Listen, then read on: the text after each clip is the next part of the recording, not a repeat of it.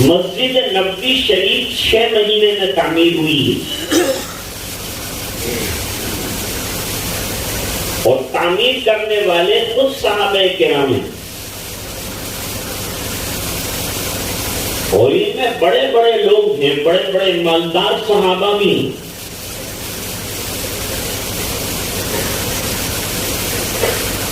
لیکن سرکار ایک مصرع پڑھتے تھے،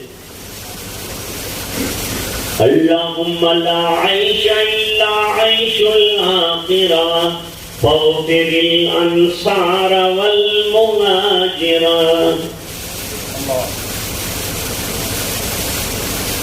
اللہ، عیش و عشرت تو آخرت کی ہے،